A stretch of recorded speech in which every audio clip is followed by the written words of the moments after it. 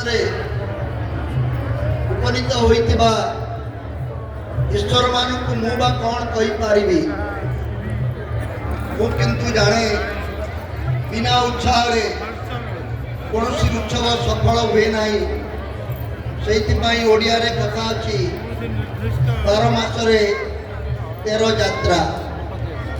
ଲୋକ ଏକାଠି ହେଲେ ହିଁ ଉତ୍ସାହ ଏବଂ ସାମଗ୍ରିକ ଶକ୍ତିର ସଞ୍ଚାର ହୋଇଥାଏ।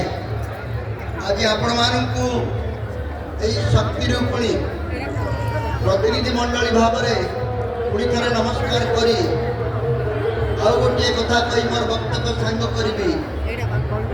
ଏ ସମାବେଶ ଏ ମଞ୍ଚ ସାଧାରଣତଃ ରାଜନେତା ମାନେ ନିଜ ପାଇଁ ଖୋଜନ୍ତି।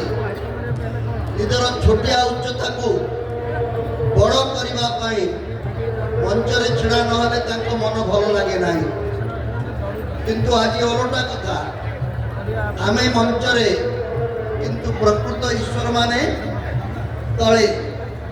ମୁଁ ସେଇଥିପାଇଁ ଏ ମଞ୍ଚ ଆଉ ଗୋଟିଏ କାର୍ଯ୍ୟକ୍ରମ ପାଇଁ ଉଦ୍ଦିଷ୍ଟ ବୋଲି କହିବାକୁ ଚାହେଁ।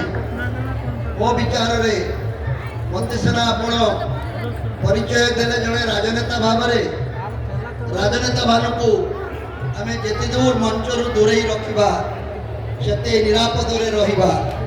ଏକଥା କହିଲା ବେଳେ ମୁଁ କୌଣସି ଦଳ ବା କୌଣସି ବ୍ୟକ୍ତି କଥା କହୁନାହିଁ। ମଞ୍ଚ ଯେଉଁଥିପାଇଁ ଦରକାର, ମଞ୍ଚ ଦରକାର ଆମର କଳାକାର ମାନଙ୍କ ପାଇଁ।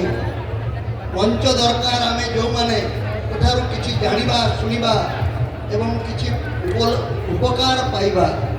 ତେଣୁ ମୋର ନିବେଦନ, ଆଜିର ଏ ମଞ୍ଚକୁ ଏ ପ୍ରକାର ବ୍ୟକ୍ତିମାନଙ୍କ ଠାରୁ ମୁକ୍ତ କରି ସେଇମାନଙ୍କୁ ଅର୍ପଣ କରିବା ଉଚିତ ଯେଉଁମାନଙ୍କ ପାଖରେ ଆମ ପାଇଁ କିଛି ବାର୍ତ୍ତା ଥିବ, ଯେଉଁମାନେ ଆମକୁ ଉତ୍ସାହିତ କରିପାରୁଥିବେ ଏବଂ ଯେଉଁମାନଙ୍କୁ ନେଇ ଆମେ ଆମର ଭବିଷ୍ୟତ ଗଠନ କରିପାରିବା।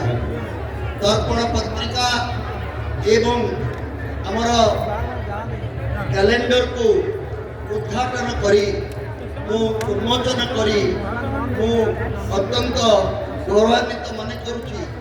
କିନ୍ତୁ କ୍ୟାଲେଣ୍ଡରଟି କାହିଁକି? କ୍ୟାଲେଣ୍ଡରଟି କେବଳ ତାରିଖ ମାନଙ୍କର ସମାରୋହ ନୁହେଁ। କ୍ୟାଲେଣ୍ଡରଟି ପ୍ରତିଦିନର ଦିନଚର୍ଯ୍ୟାର ଗୋଟିଏ ଗୋଟିଏ ପରୀକ୍ଷା। ଆଜି 8 ତାରିଖ, କାଲିକି 9 ତାରିଖ ହେଇଯିବ। 8 ତାରିଖରେ